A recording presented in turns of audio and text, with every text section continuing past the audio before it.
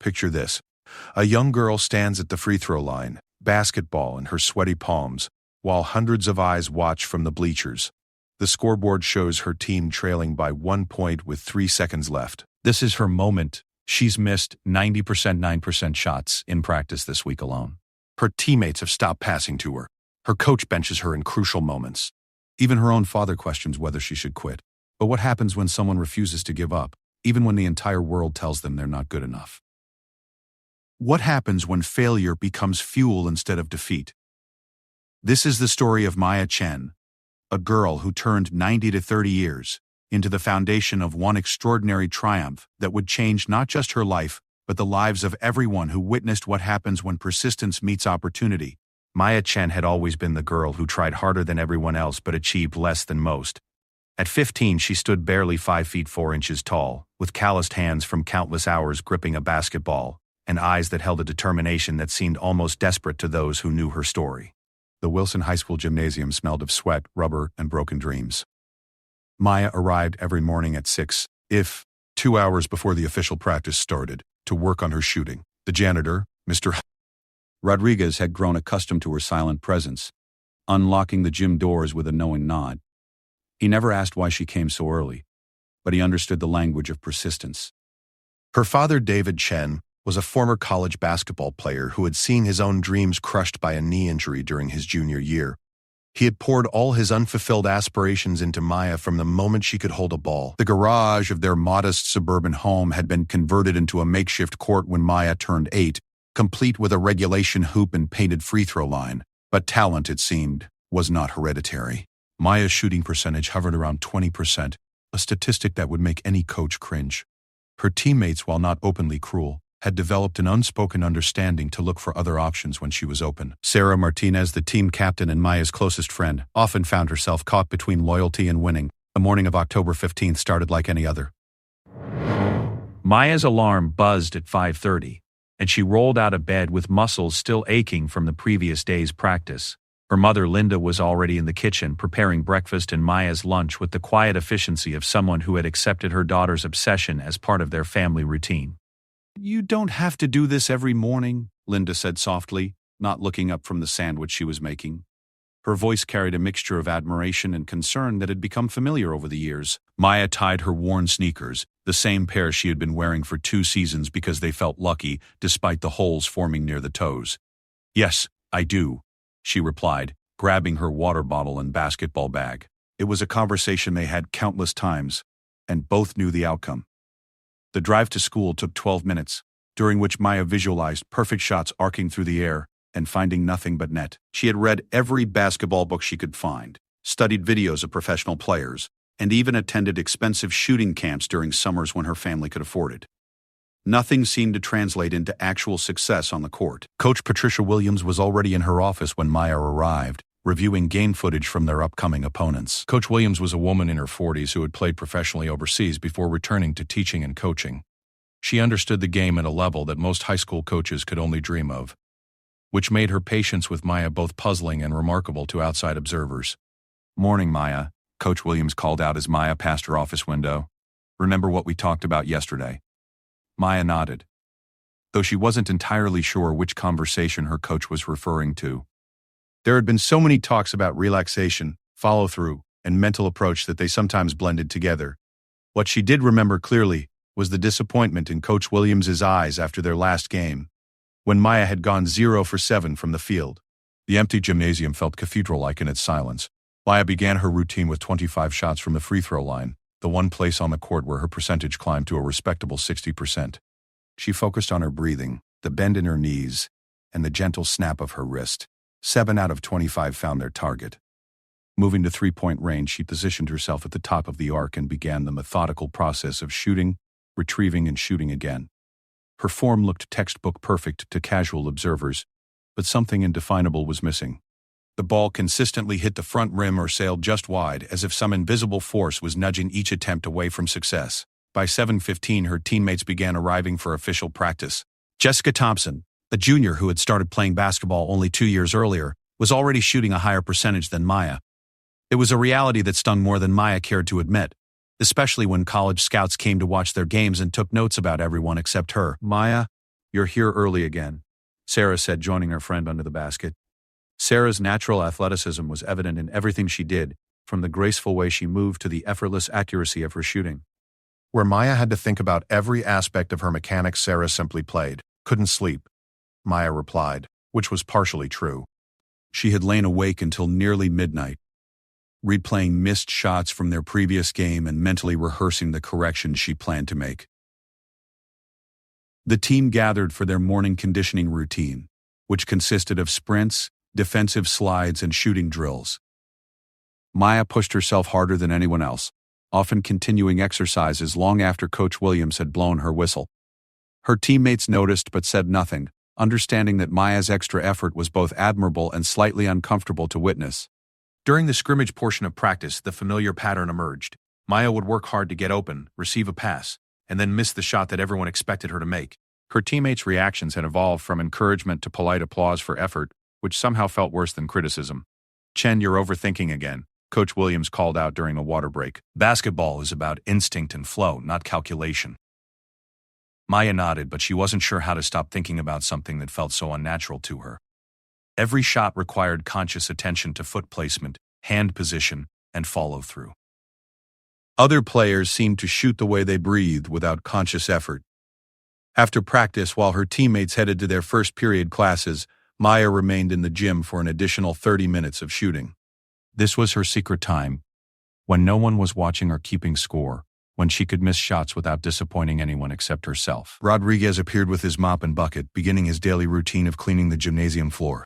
He had been the school's head janitor for 15 years and had seen countless students pursue their dreams within these walls. Something about Maya's dedication reminded him of his own daughter, who had struggled with reading but eventually became a successful teacher through sheer determination. "You know, mister," Rodriguez said, pausing in his work, "my grandmother used to say that the seed that struggles the most to grow often produces the strongest tree." Maya smiled politely, not entirely sure what to make of the comparison, but appreciating the kindness in his voice. She gathered her equipment and headed to her first period chemistry class, where she would spend the next hour thinking about basketball instead of molecular structures. The cafeteria during lunch period buzzed with typical teenage conversations about upcoming tests, weekend plans, and relationship drama. Maya sat with her teammates at their usual table, listening to discussions about college recruitment letters and scholarship opportunities. Several of her teammates had already received interest from universities, while Maya's academic grades, though solid, weren't quite high enough to compensate for her athletic shortcomings. "My cousin plays at State University," Jessica was saying, "and she says the practices there are insane. Like 4 hours a day during season." Maya found herself wondering if 4 hours a day would finally be enough to fix whatever was wrong with her shot. She had already tried 3 hours daily without success, but maybe the extra hour would make the difference. That afternoon's practice focused on game preparation for their upcoming match against Central High School, their biggest rival. Central had won the league championship 3 of the last 4 years and had a reputation for aggressive defense and precision shooting. Coach Williams ran them through offensive sets repeatedly, emphasizing ball movement and shot selection. "Maya, you're in the starting lineup tomorrow," Coach Williams announced near the end of practice, causing a subtle shift in the gym's energy. Maya felt her stomach drop and soar simultaneously. Starting meant opportunity, but it also meant more chances to fail in front of a larger audience. Sarah approached her after practice as they gathered their gear from the locker room. "You deserve this chance," she said, though her voice carried a note of uncertainty that both girls pretended not to notice. The drive home with her father was quieter than usual. David Chen had attended every one of Maya's games and practices for 7 years, watching his daughter's struggles with a mixture of frustration and admiration. He had stopped giving technical advice after realizing that his suggestions only increased the pressure Maya felt. "Coach Williams believes in you," he said finally, as they pulled into their driveway. "That means something." Dinner was a subdued affair, with Maya pushing food around her plate while her mind ran through tomorrow's game scenarios. Her younger brother Tommy chattered about his middle school soccer team's recent victory, providing a welcome distraction from basketball-related anxiety. That evening, Maya spent an hour in the garage, shooting at the hoop under the dim light of a single bulb. The familiar sound of the basketball hitting concrete and the occasional swish of a successful shot created a rhythm that felt almost meditative.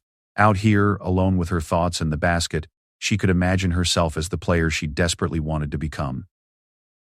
Her phone buzzed with text messages from teammates offering encouragement for tomorrow's game. Each message was kind and supportive, but Maya couldn't shake the feeling that everyone was preparing themselves for disappointment. She had become the player that people rooted for out of sympathy rather than expectation of success. Before bed, Maya stood at her bedroom window looking out at the garage where she had spent countless hours pursuing her dream. The basketball hoop stood silhouetted against the night sky, a constant reminder of both her dedication and her failures. Tomorrow would be her 99th significant shooting opportunity in game situations since the beginning of the season. She had no way of knowing that shot number 100 would change everything. Game day arrived with the sharp October air that signaled the heart of basketball season. Maya woke before her alarm, her stomach tight with the familiar mixture of excitement and dread that accompanied every game. The Wilson High School gymnasium would be packed tonight, with students, parents, and even some college scouts expected to attend the rivalry matchup against Central High School.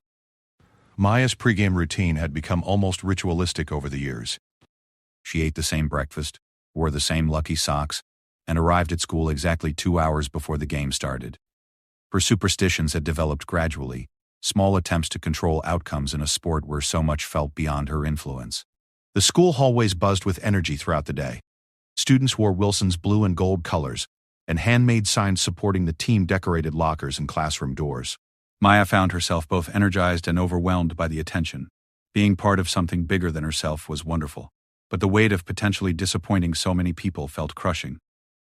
During her final class of the day, Maya's history teacher, Mrs. Patterson, pulled her aside. Mrs. Tripp Patterson had been at Wilson for 22 years and had seen countless student-athletes navigate the pressures of high school sports. "I've watched you play for 3 years," Mrs. Patterson said quietly. "I've also watched you grow as a person. Remember that your worth isn't determined by what happens on that court tonight." The comment was meant to be supportive, but it highlighted exactly what Maya feared most. People had begun to see her as someone who needed protection from the consequences of her athletic shortcomings. She appreciated the kindness, but she desperately wanted to be seen as a competitor rather than an object of sympathy. The team gathered in the locker room 2 hours before game time for their final preparation meeting.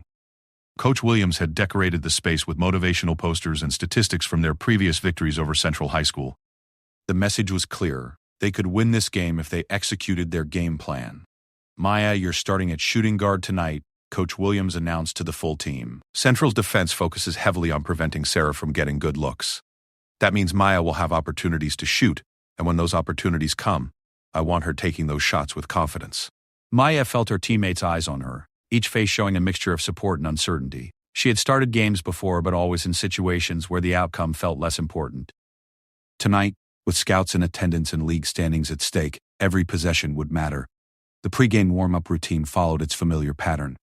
Players stretched, ran layup lines, and took practice shots while the gymnasium filled with spectators.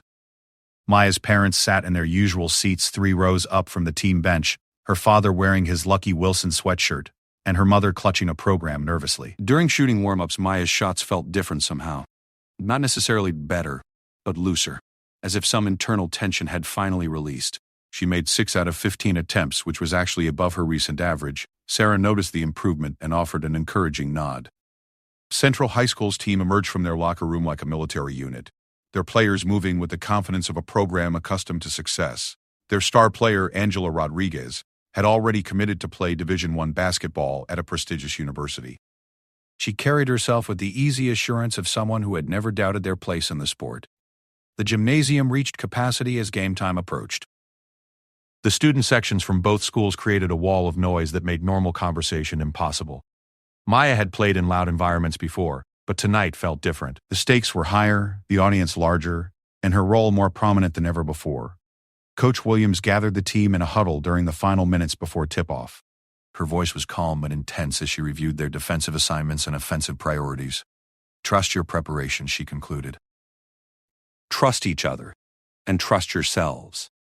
The opening tip-off went to Wilson, and Maya found herself handling the ball on their first possession. Central's defense immediately pressured her, forcing her to pass quickly to Sarah, who scored an easy layup. Maya felt a moment of relief that her first touch had resulted in something positive, even if she hadn't been the one to score. Central answered with a 3-pointer from Angela Rodriguez, who barely seemed to aim before releasing a shot that found nothing but net. The message was clear. Central would not be intimidated by the home crowd or the rivalry's history. For the first 10 minutes of the game, Maya managed her role effectively without attempting any shots. She moved the ball crisply, played solid defense, and helped Wilson maintain a narrow lead. Her teammates seemed to relax slightly, perhaps realizing that Maya could contribute without necessarily needing to score. But midway through the second quarter, the situation changed. Central had adjusted their defense to take away Sarah's preferred scoring areas, leaving Maya with several open shooting opportunities. The first time she passed up a wide-open three-pointer, Coach Williams called timeout. "Maya, you have to take that shot," she said firmly. "If you don't, they're going to keep focusing on everyone else and we won't be able to score." The next open shot came 30 seconds later, and this time Maya didn't hesitate.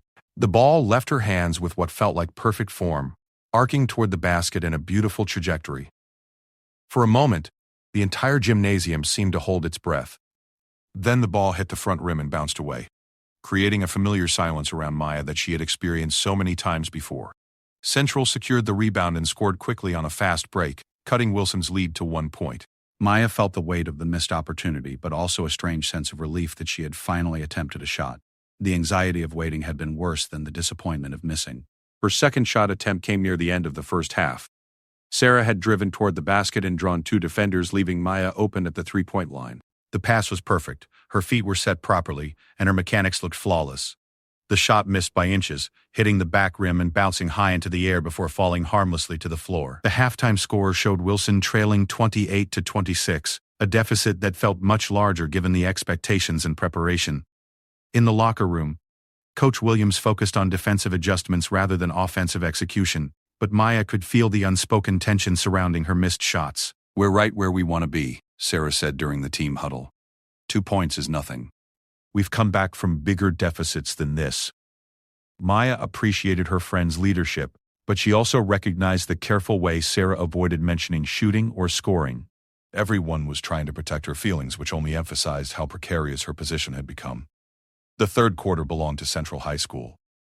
Angela Rodriguez scored 12 points in 8 minutes, demonstrating the difference between a player who expected to make shots and one who hoped to make them. Wilson's deficit grew to 8 points, then 12, then 15. Maya continued to receive open looks and continued to miss them. Each attempt felt mechanically sound, but something indefinable was preventing the ball from finding its target. Her teammates stopped looking disappointed and started looking concerned, as if they were watching someone struggle with something beyond basketball. With 3 minutes remaining in the third quarter and Wilson trailing by 16 points, Coach Williams made the decision that Maya had been dreading. During the timeout, she was replaced by Jessica Thompson, a substitution that drew polite applause from the Wilson supporters.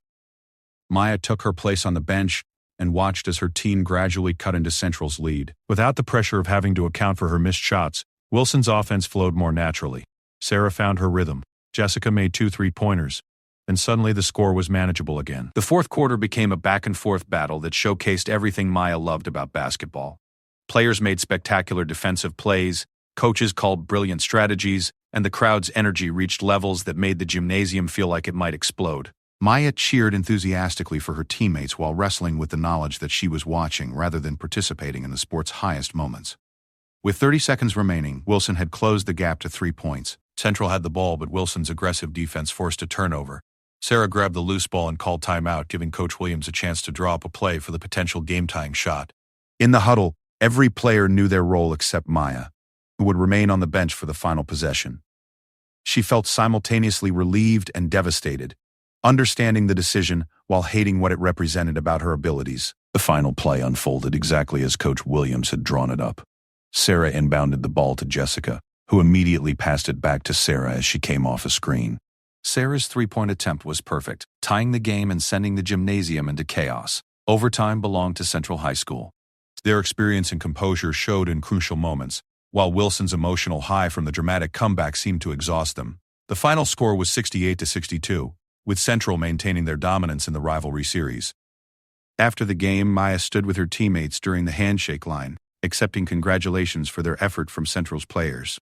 Angela Rodriguez paused when she reached Maya, offering a genuinely encouraging comment about her defensive play. It was kind, but Maya could see the pity in her eyes. The locker room after the loss felt hollow despite their competitive effort. Coach Williams praised their resilience and heart, emphasizing how proud she was of their comeback attempt. When she mentioned Maya's contributions, she focused on intangibles like leadership and attitude rather than statistical production. Maya's parents waited for her outside the gymnasium, both wearing expressions that mixed disappointment about the loss with concern for their daughter's obvious struggles.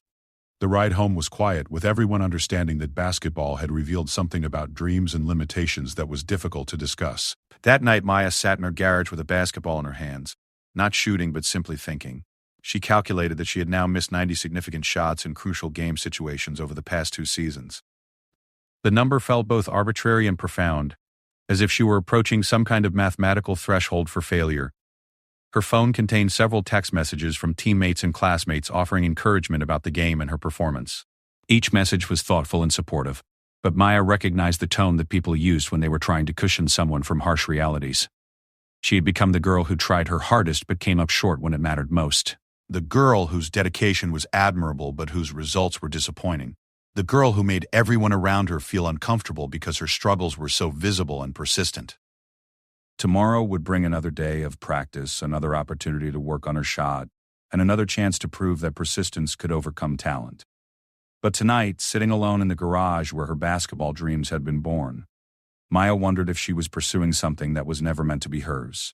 The basketball felt heavy in her hands, weighted with the accumulated disappointment of 90- failures. Shot number 100 would come soon, but Maya had no reason to believe it would be any different from all the others that had come before.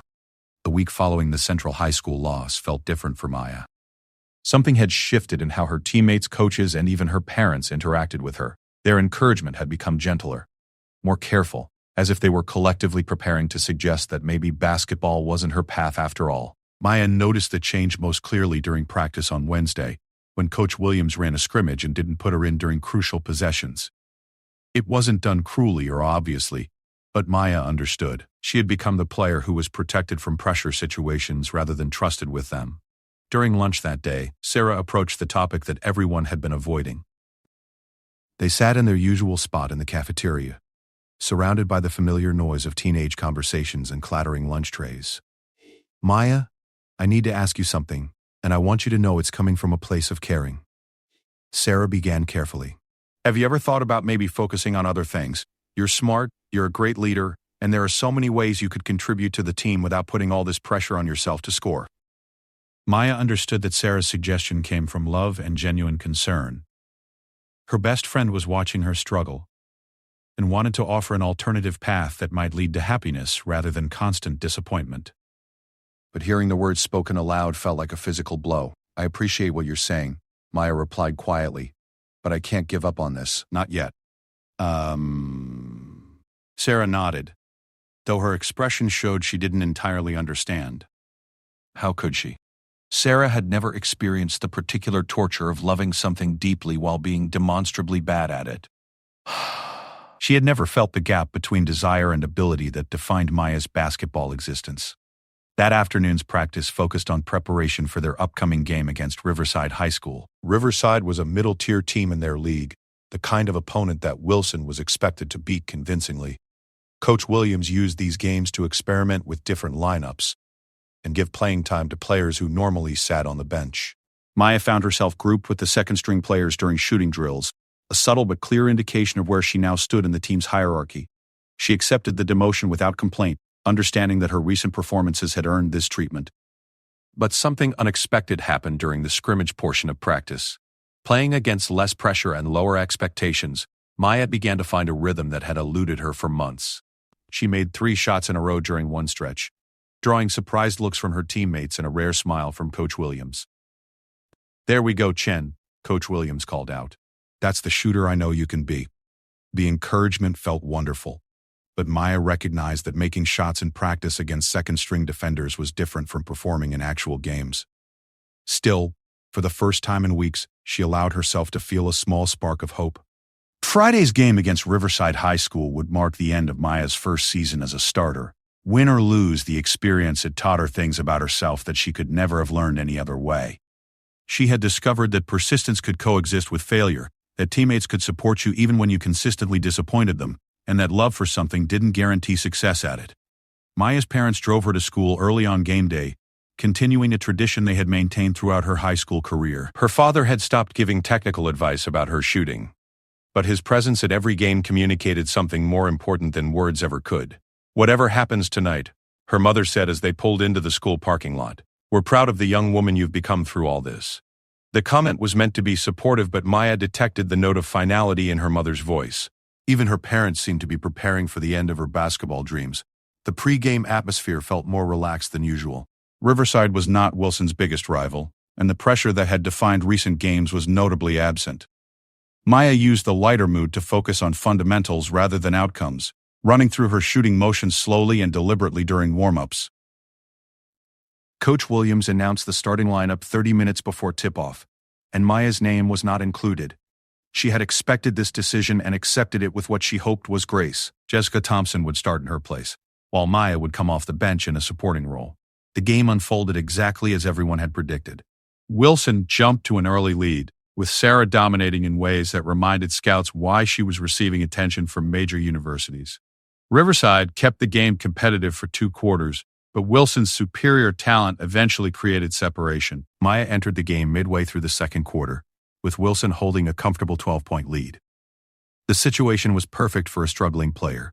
Low pressure, supportive teammates, and an opponent that couldn't afford to focus too heavily on any single Wilson player. Her first shot attempt came with 5 minutes remaining in the first half. Sarah had driven to the basket and kicked the ball out to Maya, who stood alone at the 3-point line, with more time and space than she had experienced in weeks. Everything felt different about this moment. The gym was quieter, the defense was less intense, and something in Maya's mind had finally relaxed.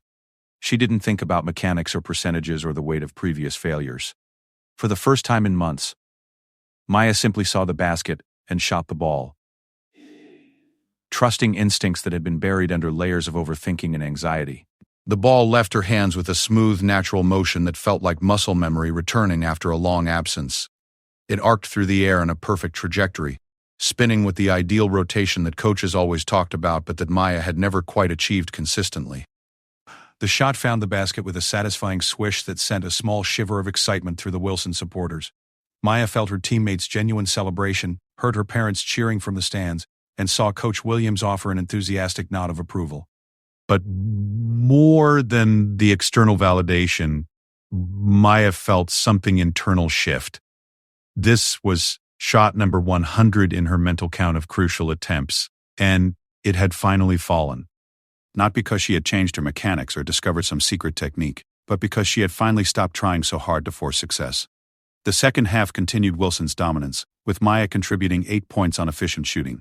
She made 3 of 5 attempts from the field, including 2 3-pointers, that drew increasingly enthusiastic reactions from her teammates and the home crowd. With 3 minutes remaining and Wilson leading by 22 points, Maya found herself in a position she had dreamed about for years. The ball came to her with the shot clock winding down, defenders closing in, and her team needing someone to make a difficult shot. For a split second, she thought about passing to Sarah or Jessica, players who everyone expected to take this kind of shot. Then she remembered all the hours in the garage, all the missed shots, all the moments when she had been protected from these exact situations. Maya pulled up for a contested 3-pointer with 2 defenders rushing toward her. Time seemed to slow as the ball left her hands, spinning through the air while the gymnasium held its collective breath. The shot was perfect, finding nothing but net and sending the Wilson student section into a frenzy of celebration. As Maya ran back down the court, she caught sight of her father in the stands. He wasn't celebrating the made shot, he was crying. 3 years of watching his daughter struggle and persist had culminated in this moment when talent finally caught up with determination. The final minutes of the game felt like a celebration rather than a competition. Maya played with a confidence that had been missing for months, contributing in ways that went beyond scoring but that were enhanced by her newfound shooting ability. When the final buzzer sounded confirming Wilson's 78-56 victory, Maya found herself surrounded by teammates who were genuinely excited about her performance. The congratulations felt different from the sympathy she had grown accustomed to receiving. These were celebrations of achievement rather than encouragement. Despite failure, Coach Williams pulled Maya aside after the team celebration had died down. "I never doubted that this moment would come," she said.